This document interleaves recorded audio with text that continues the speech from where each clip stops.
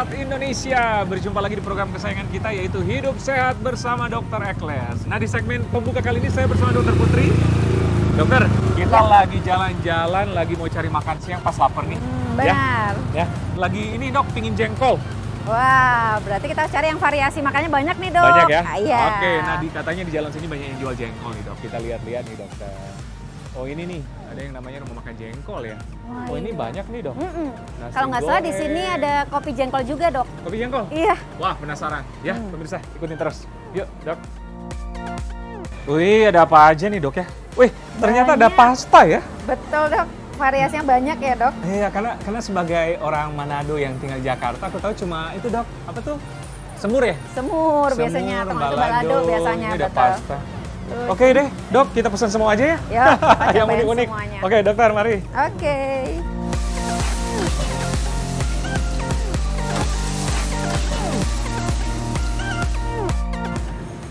Oke dokter Putri, kayaknya kita udah pesan semua. Wah ini apa nih pak?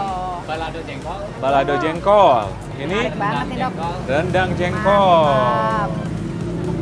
Wah banyak nih dok. Banyak. Dokter sambil kita nunggu bapak lagi ini nih bawa-bawa ini makanan, apa sih manfaat jengkol? Ya, di jengkol ini sebetulnya kan termasuk salah satu jenis kacang-kacangan dok. Ya, Jadi pastinya dia kaya juga dengan protein. Goreng jengkol. Kemudian juga pastinya kaya dengan serat, kemudian dan juga dengan Semur. vitamin dan mineral. Oh. Vitamin contohnya ada vitamin A, B1, B3, dan juga ada vitamin C.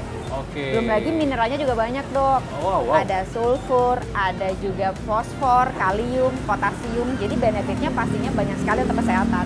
Nah, berarti jengkol ini adalah salah satu jenis kacang-kacangan.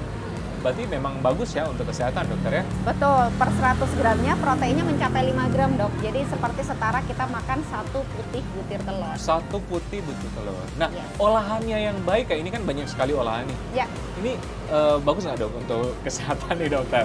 ya. Nah, Baik secara lagi. gizinya ya? Ya, Nah. secara kesehatan dia pastinya kan bagus. Yang kedua, porsinya juga kita harus perhatikan. Namun kalau melihat seperti ini memang kita lihat juga nih sebetulnya tergantung kondisi kita masing-masing ya dok. Ya. Contohnya misalkan memang punya asam lambung ya pastinya tidak memilih yang pedas atau yang bersantan, mungkin bisa lebih memilih semur Oke. atau pasta, Pasta. atau nasi gorengnya, betul.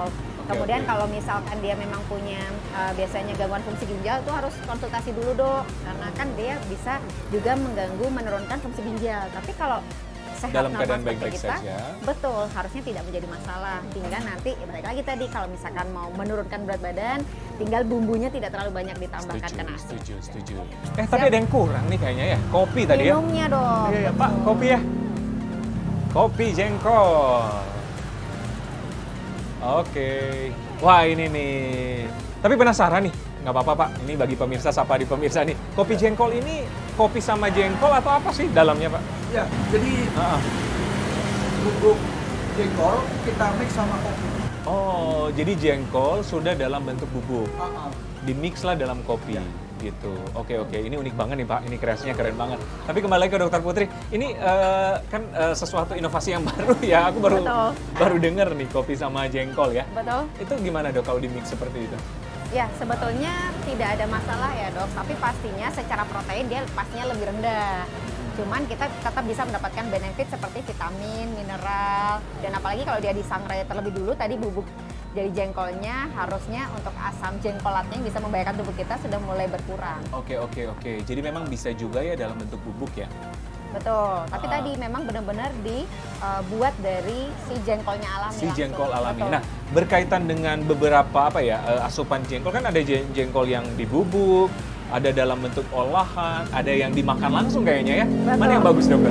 Ya, pastinya kita harus ingat bahwa di dalam jengkol ini itu ada kandungan yang kalau misalkan dimakan dalam kondisi mentah itu membahayakan tubuh. Oh. Bisa membuat keracunan juga. Oke. Jadi yang paling penting adalah harus diolah matang seperti ini, Dok. Oke. Atau tadi misalkan mau dibuat bubuk, dia harus disangrai dulu. Jadi biar asam jengkolat kandungan yang membahayakan tubuh bisa berkurang kadarnya. Oke, jadi yang disarankan pemirsa di rumah bagusan yang dimasak dulu.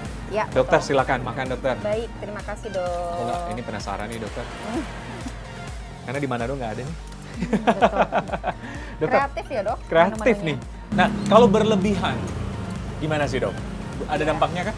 Ya, pastinya tadi ya, kalau asam jengkolat ini menumpuk berlebihan dalam tubuh kita, si asam jengkolat ini kristalnya tidak bisa larut dalam air. Baik itu kondisi asam maupun basah, sehingga khawatirnya justru akan mengganggu fungsi ginjalnya. Sehingga sekali lagi konsumsinya tidak boleh berlebih, baik dari segi porsi dan juga frekuensinya. Tapi bukan berarti jadi nggak boleh ya dok. Iya. Oke, dia bijak lah ya. Betul, bijak. Ya. Cuma kan ini memang enak banget ya. Tapi mungkin ada beberapa orang atau mungkin ya pengetahuan orang umum dari baunya yang bikin orang kadang-kadang hati-hati makan jengkol gitu. itu kenapa dokter? Ya, jadi dalam jengkol ini memang mengandung namanya sulfur dok. Nah, sulfur inilah yang membuat jadi bau, entah itu bau aroma mulut atau buang air kecilnya gitu. Tapi sebetulnya dengan pengolahan yang tepat bisa kita minimalisir. Gitu. Seperti kita coba nih tadi, aromanya nggak tajam. Ya, dan aku rasa ini nggak ada ini. Iya, kalau kita nggak tahu kalau ada jengkolnya ya dok. Oke. Tapi itu tidak berbahaya ya untuk kesehatan? Karena baunya itu dari baunya itu. Membahayakan tidak sih dok, karena tubuh kita tetap perlu sulfur ya dengan kadar yang tepat. Dengan kadar yang tepat. Betul. Ya. Makanya sekali lagi, kalau misalkan kita terutama ini mengurangi sulfurnya biar tidak berlebihan dan tidak memicu aroma yang berlebih, salah satunya dengan direndam. Oke. Bisa 1-2 hari, tujuannya biar terlarut ya dok, berkurang sebagian. Jadi tidak begitu mengganggu kesehatan. Tidak mengganggu kesehatan. Betul. Nah, kalau menghilangkan baunya, makan apa dok? Ada ini menghilangkan banget nggak ada dok, tapi biasanya dengan kita merendam 1-2 hari itu akan mengurangi kandungan sulfurnya, jadi aromanya juga berkurang. Oke. Betul. Nah, itu menjadi tips bagi pemirsa di rumah ya. Gitu. Nah, katanya makan jengkol juga dalam keadaan perut kosong tidak disarankan dok. Benar nggak sih dok? Betul sekali dok. Ya, jadi karena dalam kondisi perut kosong kan kita resiko asam lambung meningkat ya dok. Ya. Kalau kita ingat tadi jengkol juga mengandung vitamin C dan juga vitamin A yang kalau berlebihan juga bisa memicu asam lambung yang meningkat. Jadi kalau perut kosong apalagi punya riwayat asam lambung kurang dianjurkan. Apalagi misalkan pemilihannya sebaiknya tidak yang pedas. Misalkan yang semur boleh yang tidak pedas, atau pasta nasi goreng yang tidak pedas. Dan mungkin untuk kopi dengan jengkol dibatasi untuk yang punya asam lambung, tapi bukan berarti tidak boleh. Coba konsumsinya setelah makan. Setelah makan ya, itu Betul. sarannya. Nah, ngomong-ngomong itu dokter, siapa saja yang tidak boleh sih atau tidak disarankan mengkonsumsi jengkol?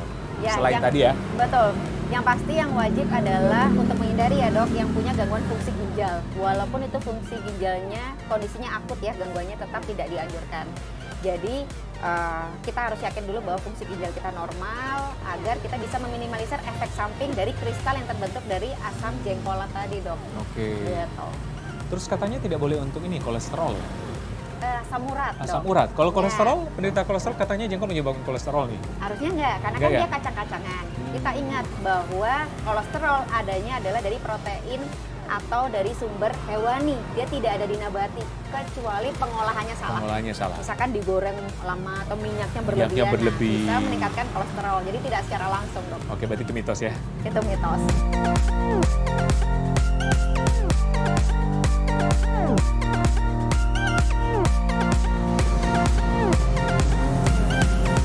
Enak banget dok. Memang enak ya.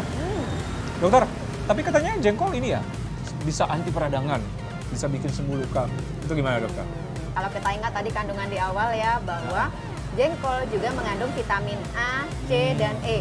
Kita tahu tiga-tiganya kan antioksidan yang kuat ya dok, sehingga bisa membantu kita untuk menekan radang.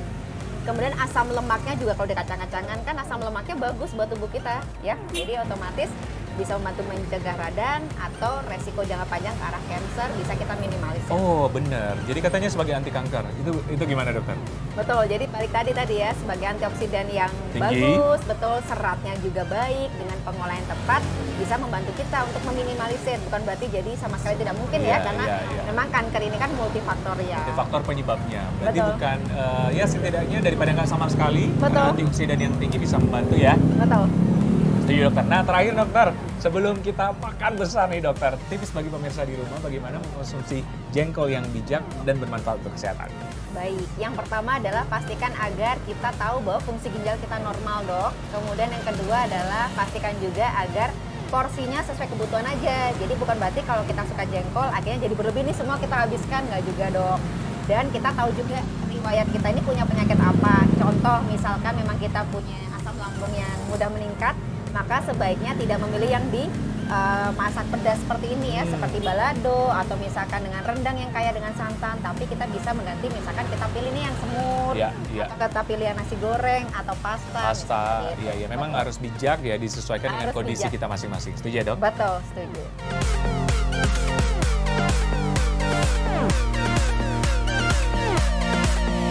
Oke, pemirsa, kita lagi enak makan jengkol. Ternyata bermanfaat untuk kesehatan ya. Yang penting bijak dalam mengkonsumsi. Nah, masih banyak informasi kesehatan lainnya. Saksikan Hidup Sehat bersama Dr. Ekles setelah yang satu ini. Ayo dong.